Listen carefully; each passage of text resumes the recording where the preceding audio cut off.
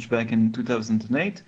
The site focuses on fundamental analysis on the big things that move the markets, and of course, I touch also technicals, which are useful as entry and exit spots.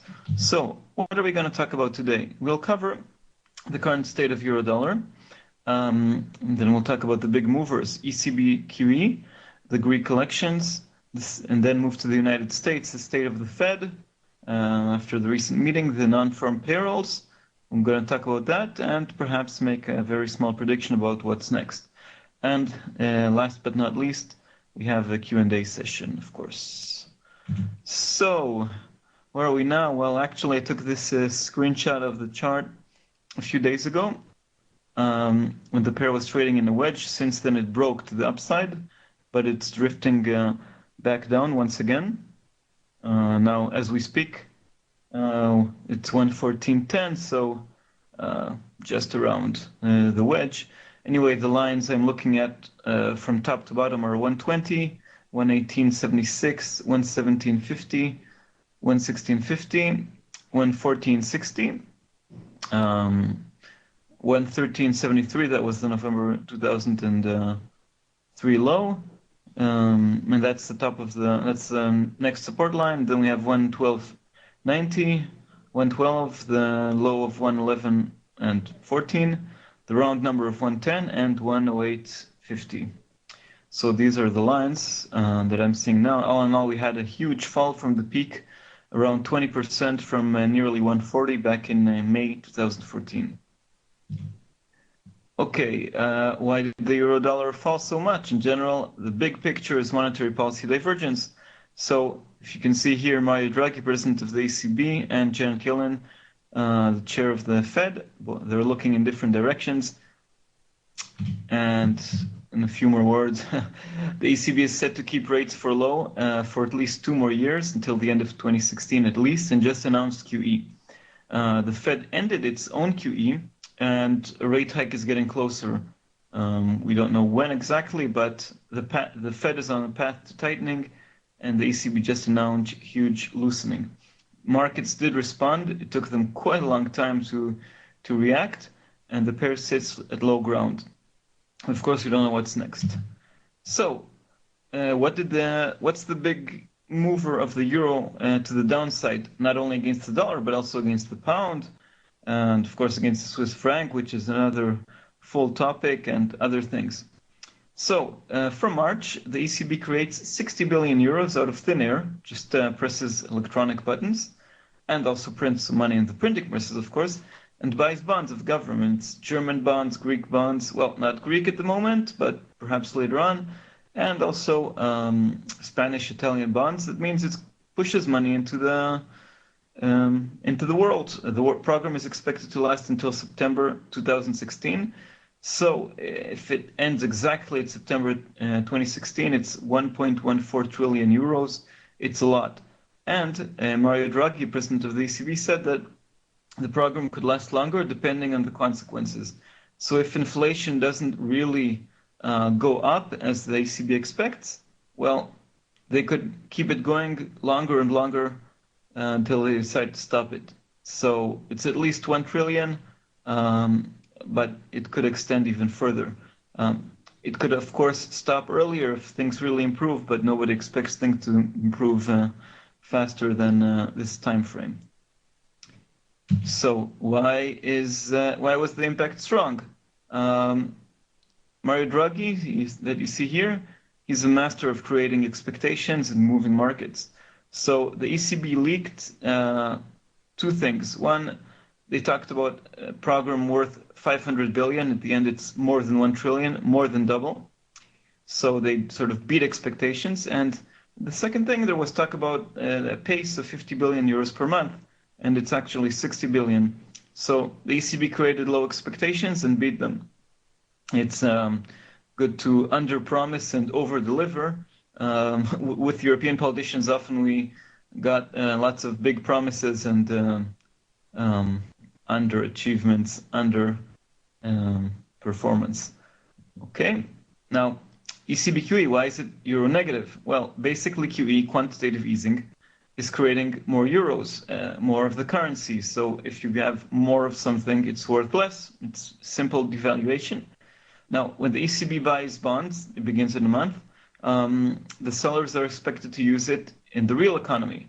That's monetary stimulus, printing more money that will circle around the economy, create more demand, more jobs, everything. But this is some wishful thinking, and not all the money goes to the right hands. Anyway, some of the money just goes out of the eurozone, and this just weakens the euro.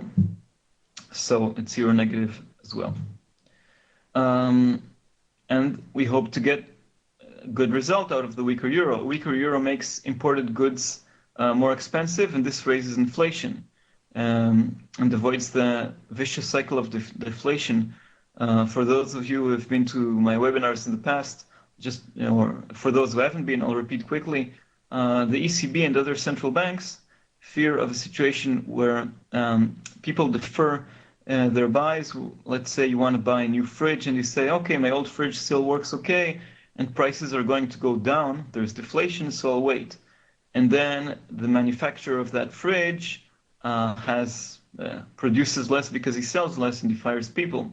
And then people without jobs, they consume less because they have less money.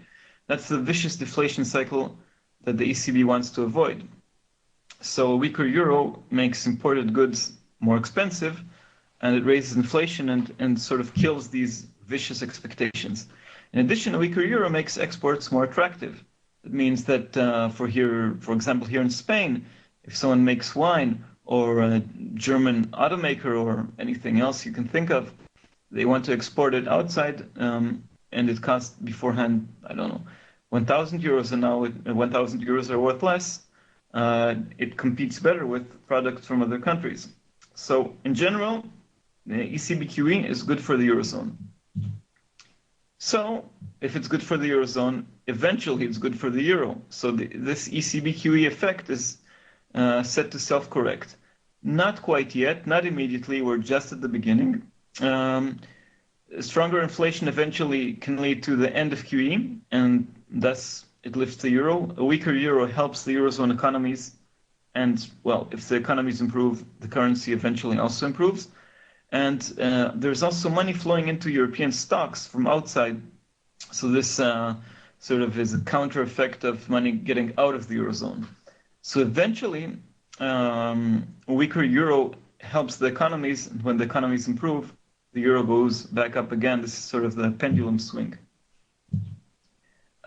Is this correction already here? Now, we had the breakout just yesterday out of the wedge, for example. We had this sharp move higher.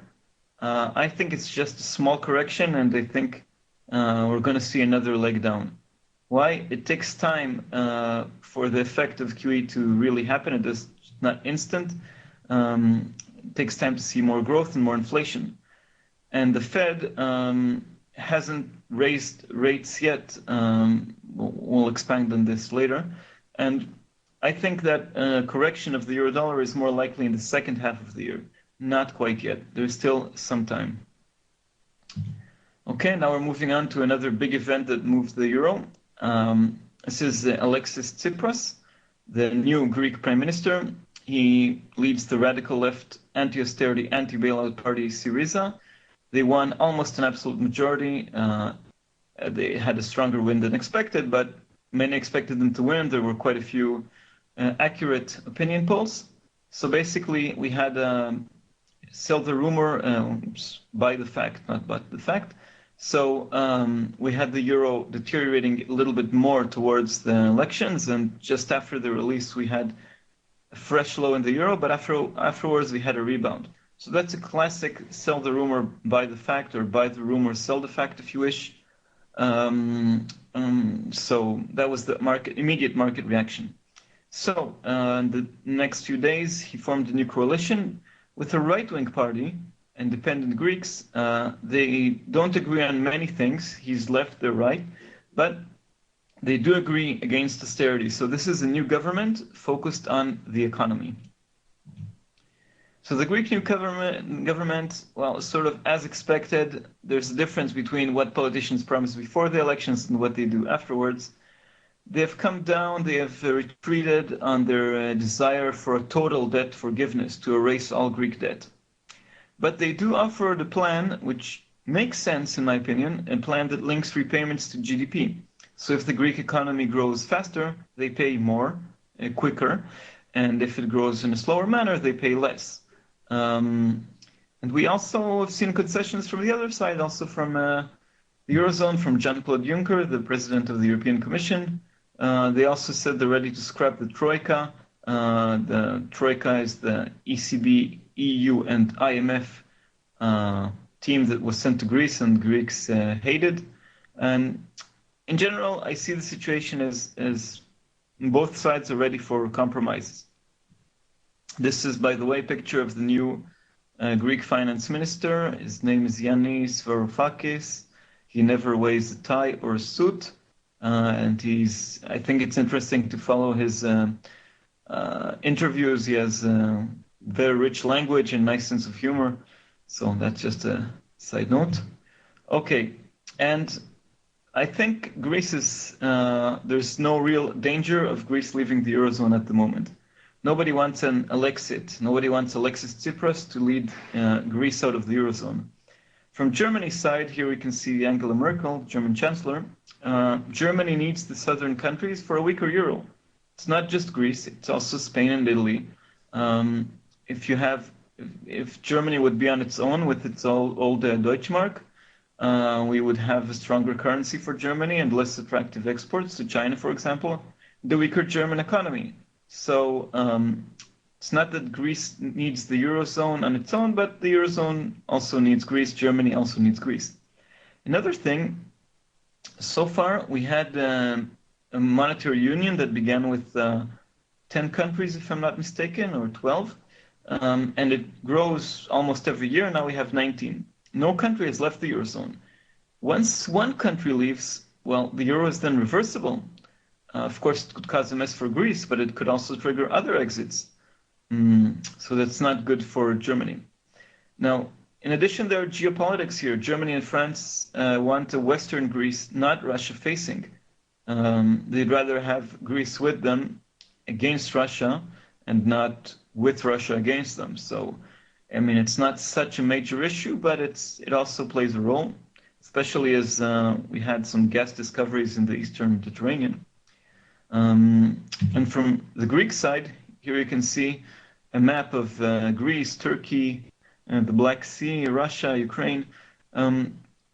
Greece needs the euro for stability. It also wants to have a sense of belonging to Europe, security against its rival Turkey, against Russia. And the general opinion polls show that Greeks want to be in the eurozone. They want the euro. So despite all the austerity, they hate austerity, but they do want to be part of Europe. So I think nobody wants a Greek exit and an exit. So what's next for Greece? I think we'll find compromises. I mean, both sides are in negotiations where everybody's meeting everybody. Eventually, there will be some less pain for Greece. Greece suffered a lot. The ECB already helps with QE. It can help even more by buying Greek bonds. And once a compromise is reached for the path forward for Greece, the ECB will use its QE also to support Greece. It's not over, the Greek story. It's likely to come on and off the headlines, but it's gradually fading away and moving back to the back burner. So it did have an impact until the elections, but I think it's going to fade out. And now, we'll take a sip and we'll move to the other side of the Atlantic, to the United States of America. So, here's Janet Yellen, the chair of the Federal Reserve. What did they decide in January? We had only a statement without new forecasts and without a press conference. So the words patience remained. What's so important in this basic word in the English language? Well, it's the word that they use referring to the timing of the rate hike. They said they can be patient. This generally means not in the next two meetings. They didn't change that. A change was not expected. But they were optimistic on quite a few things. They were bullish on jobs. For example, they talked about strong job gains. Beforehand, it was only solid job gains. Now, the economy was also upgraded to solid. Beforehand, it was something more moderate, nice growth or something like that. And they're still not too worried about inflation, because even though some market figures show lower inflation in the future, the Fed's own surveys are still optimistic, especially about core inflation. They did mention international developments, and that's a bearish sign because it expresses worries. But I find it more like some kind of lip service, more like telling the world we're listening, but as long as the US economy is okay, we're focusing on the US economy. Another small note, this time there were no dissenters. Last time we had 3 people out of 10 in the FOMC rejecting the statement. This time was only, we didn't have anybody, but that also is the result of the change in the voters in the Fed. But in general, when Yellen doesn't rock the boat, she doesn't get too much dissent. Next.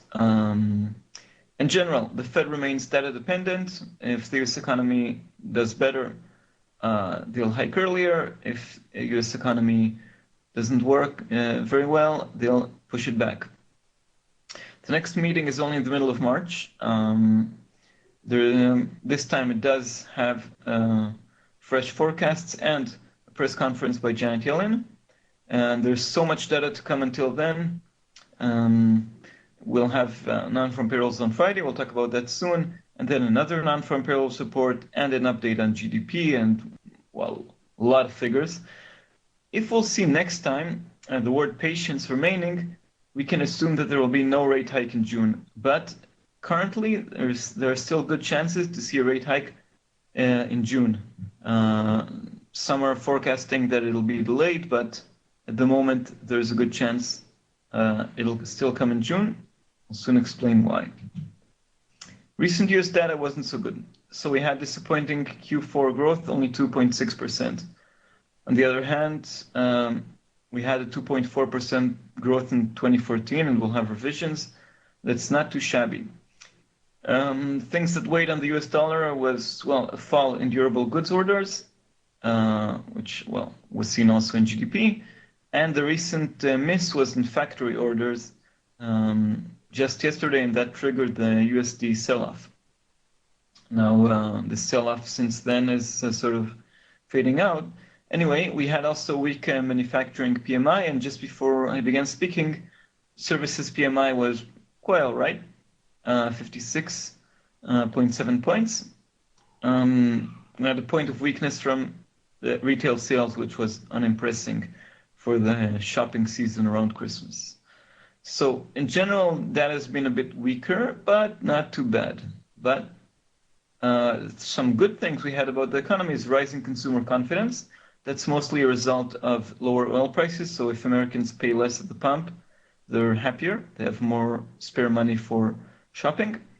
And even though we have lower headline inflation because of lower oil prices, core inflation is still quite stable. And the jobless claims front, we'll have fresh data tomorrow. We had a few confusing numbers, a jump above 300 and a fall to the lowest since the year 2000. But in general, if we look at the 4-week moving average, it's all right. It's still under 300,000. And housing numbers also were a bit confusing. Some were better, some were worse, but they're okay. All in all, the situation of the US economy is okay, especially on core inflation, and it looks good on jobs. These are the Fed's 2 mandates. So, and that's what's important. Of course, jobs and inflation are impacted by growth, by durable goods orders, by retail sales, by all of these things. But sort of the bottom lines, jobs and core inflation are okay.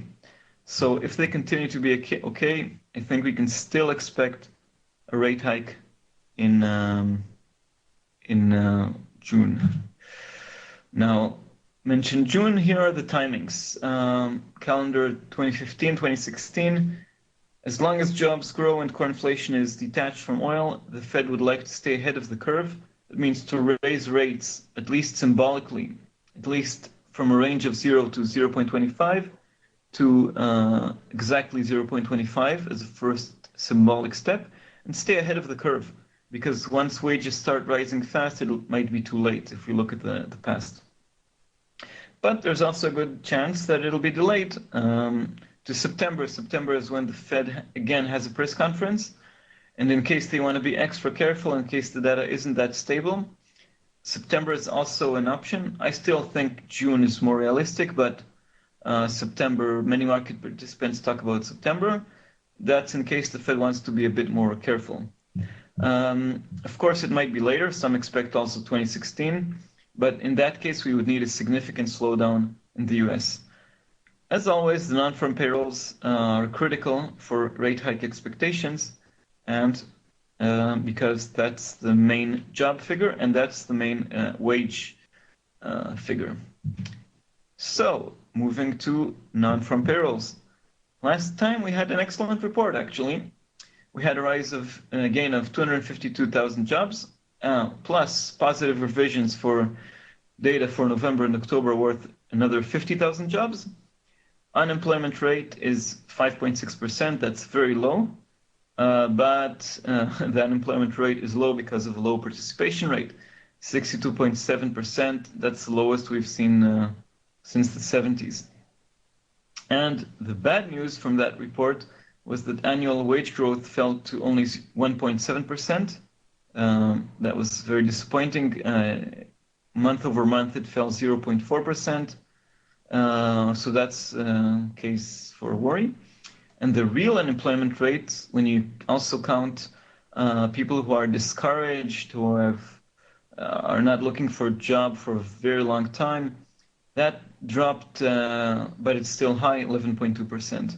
So the bottom line of the last report was many jobs are created, but no pay. Salaries remain low. And salaries are becoming more and more important because if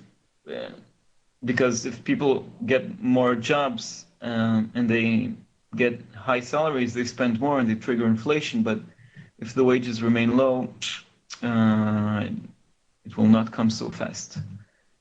So what are we expecting for Friday? We're expecting, markets expect 231,000. That's similar to previous months.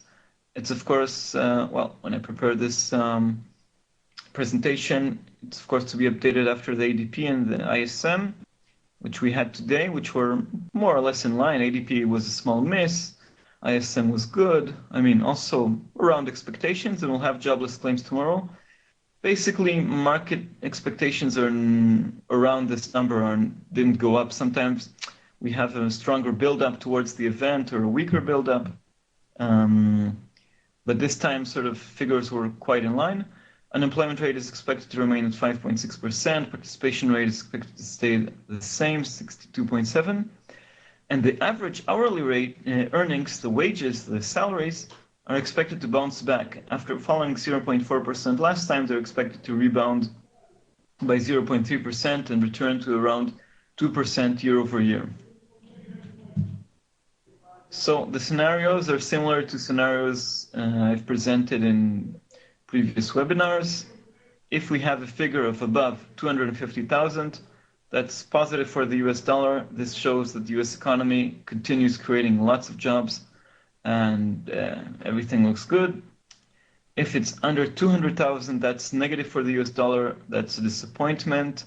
That means we have some kind of slowdown in January. It can, of course, be blamed on the weather. It's always the weather.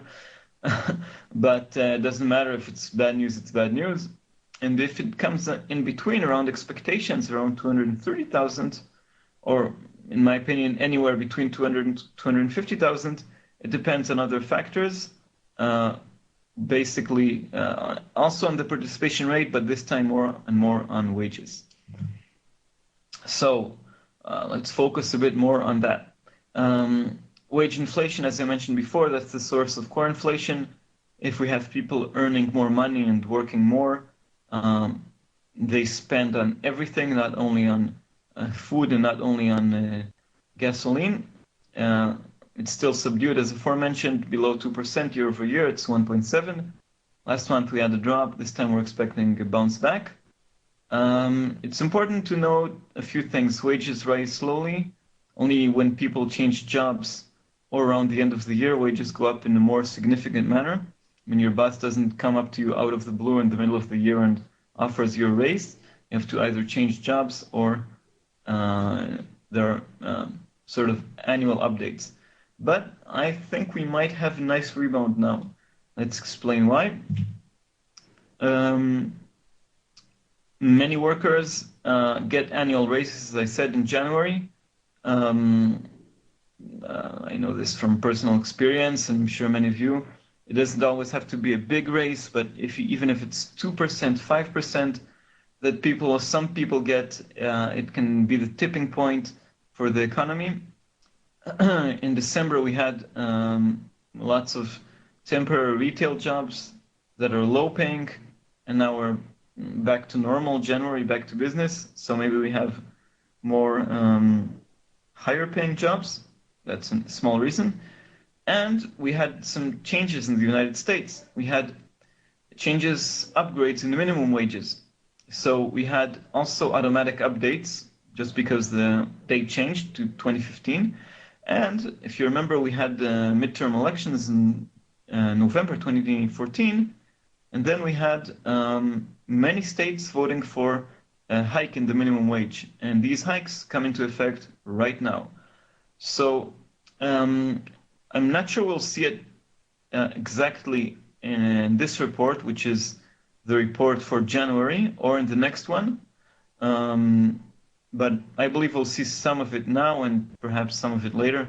But there are a few reasons to be optimistic about salaries in the United States. So if we summarize the non-farm payrolls, if it's above 250,000, that's dollar positive. Under 200,000, negative.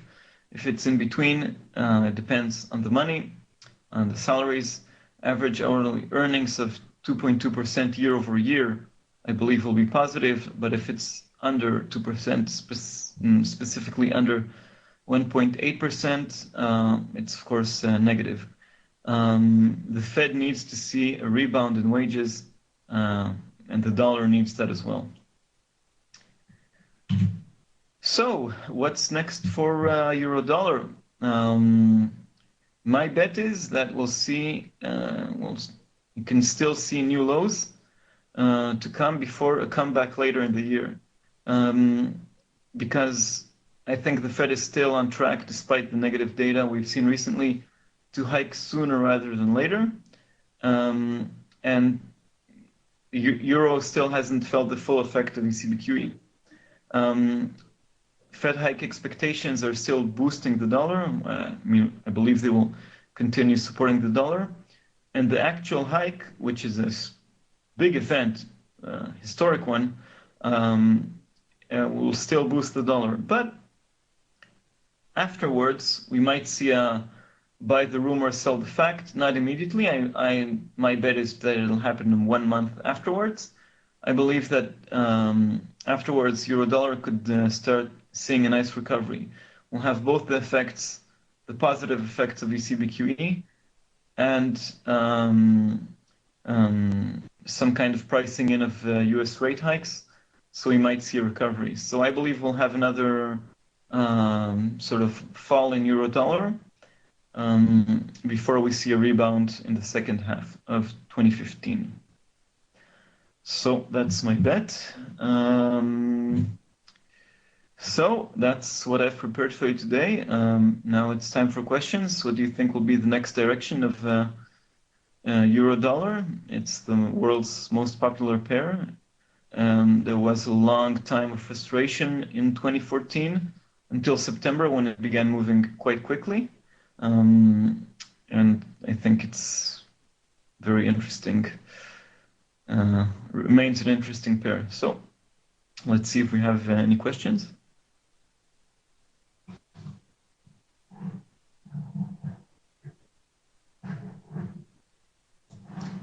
Okay, I see here a question about Alexit, what does it mean? Well, actually, it's my term, or at least I haven't seen it elsewhere. The name of the Greek Prime Minister is Alexis Tsipras, and many people were talking about a Grexit, a Greek exit of the eurozone. So maybe we had enough talk about Grexit in 2012. Let's find a new term, call it Alexit. But as aforementioned, I think the chances of Greece leaving the eurozone are quite slim. Any more questions?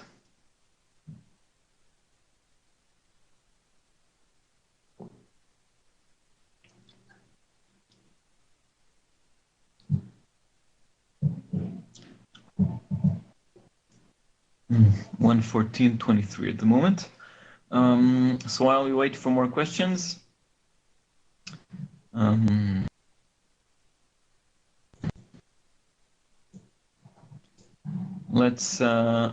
take the opportunity to thank FX Street, as always, for hosting the webinar.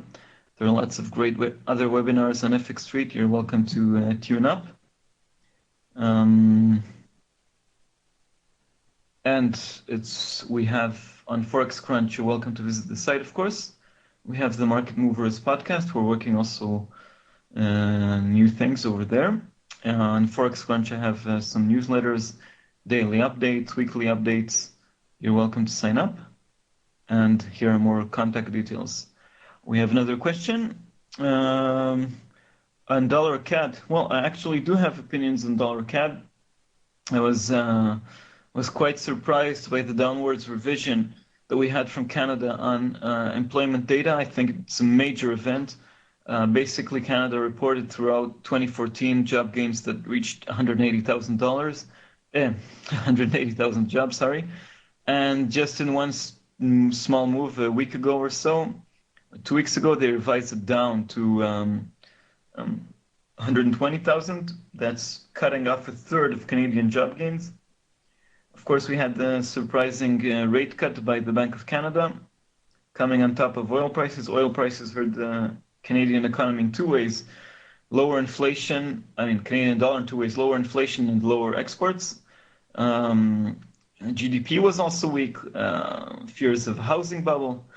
But I'm optimistic about Canada because of the United States. Canada is not only an oil exporter, but has other things in its economy. And if the US economy is recovering, eventually there is demand from the United States to Canada. And I think there was quite a sharp sell-off. Some analysts expect dollar CAD to rise above 130.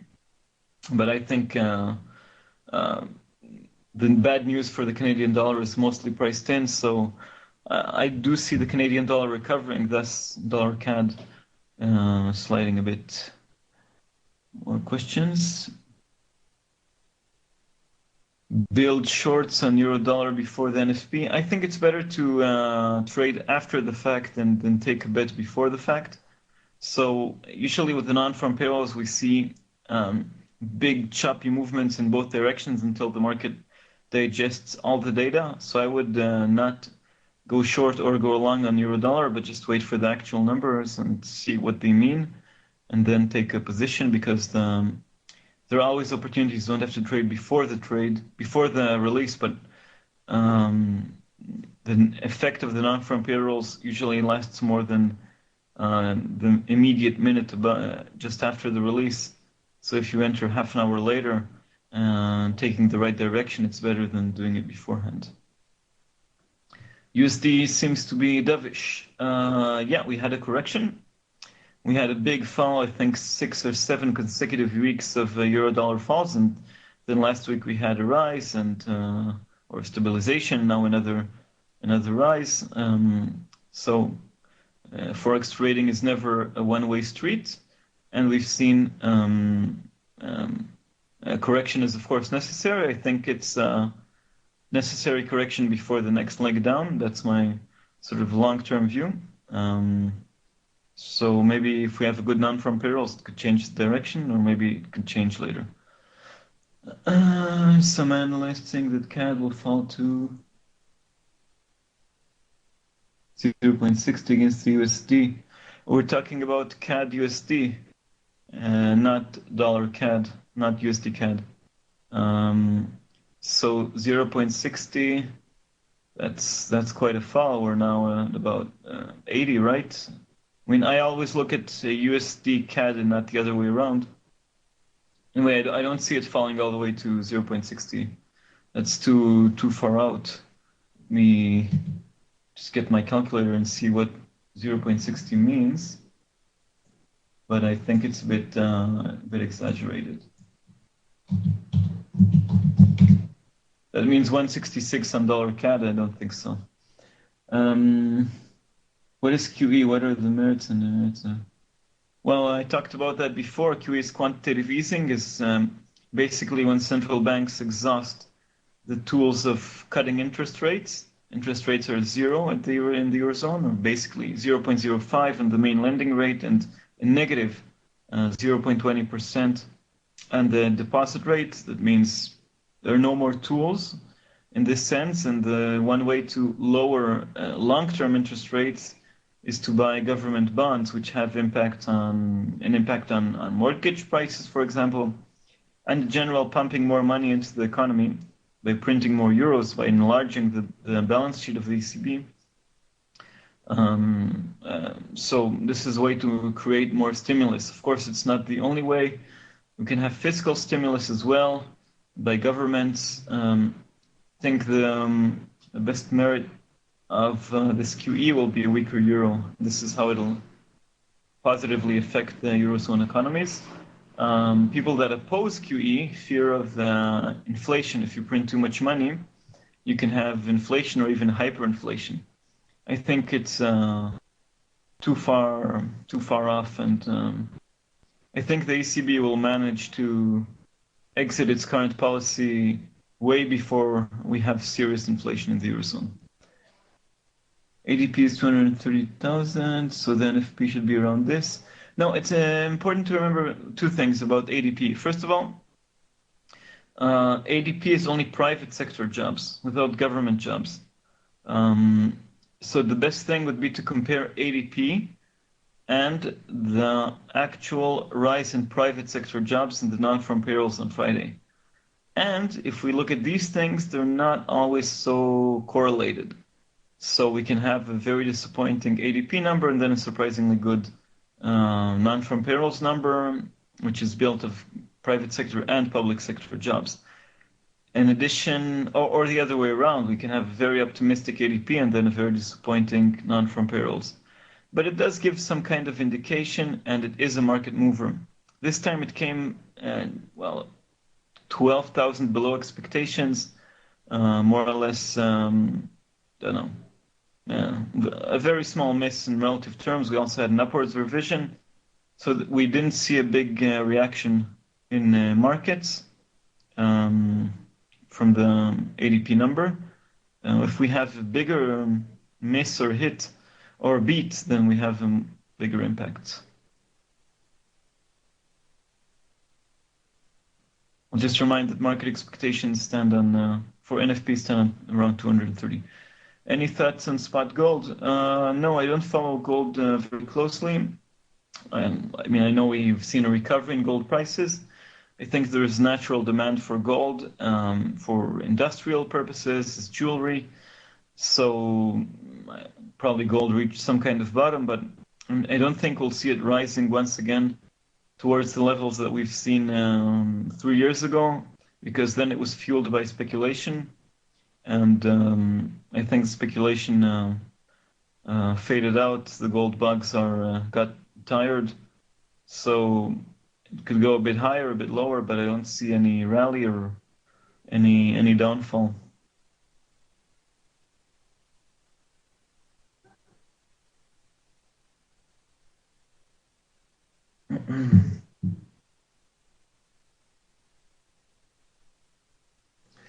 More question? Okay.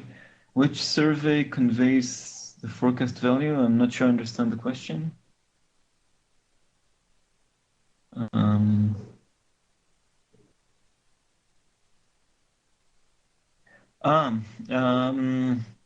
The 230,000, which I mentioned, it's information gathered by Bloomberg and Reuters, basically public information that's out there, and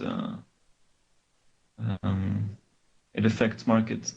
Sometimes you see the forecast standing, for example, on 230,000, but then ADP, NFP, ISM, all these figures come out, let's say, below expectations, so the actual expectations are lower.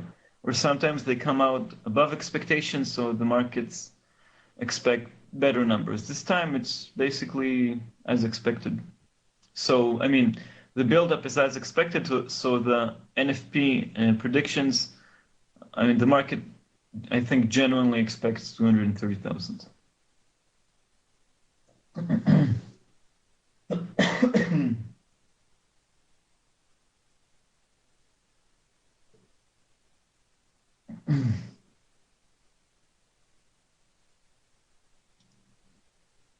Are you guys liking the strong volatility? I think markets moved quite nicely in many directions. Much better than, let's say, 6 months ago, and even better than 1 month ago. We can thank the Swiss National Bank for that as well.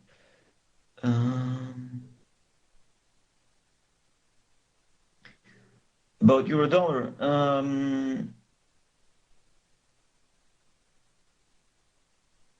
no, I didn't see that question. Anyway, euro-dollar, I think euro-dollar is now correcting back up after the big fall. I think it has one more leg down, maybe coming really soon, the next few days, maybe the next few weeks.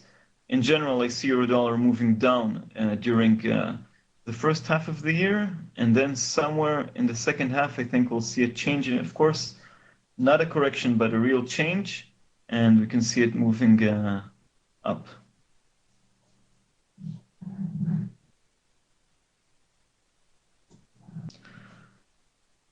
Any more questions? I think we have a few more minutes.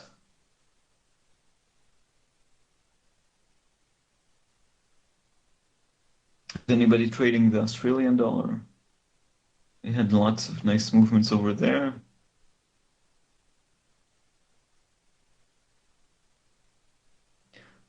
Or let me say something about the Swiss National Bank. I think I didn't have any expectation that they'll do it. It was a surprise for me, but eventually they had to do it. Nothing lasts forever, and I think Swiss is still a currency I would stay away from because there are still some interventions there. So we can expect a big move after March. In March, we have quite a few interesting things. We have the Fed decision in the middle of the month. We have an ECB decision early in the month. So I think it'll be interesting, but markets move all the time. I think we can see movements also now in February. You don't have to wait until March to see big movements. But in terms of central banks, and they're the biggest movers of markets, we now have a quiet period until the beginning of March, but doesn't mean markets will stay quiet. On dollar,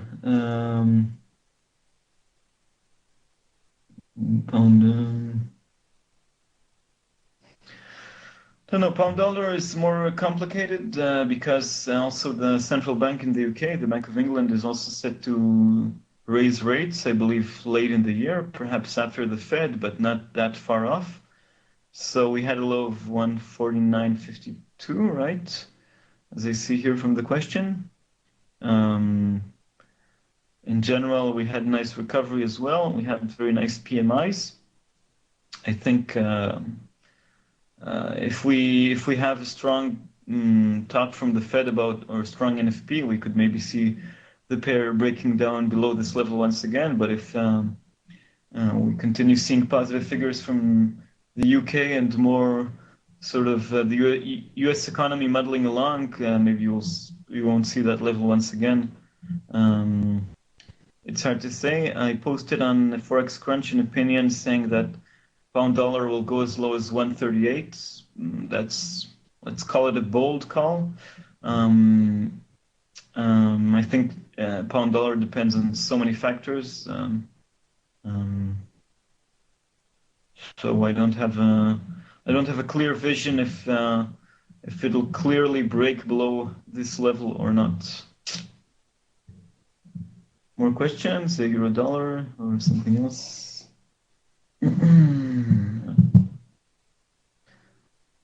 Okay. Thank you very much, everybody. Thanks for participating.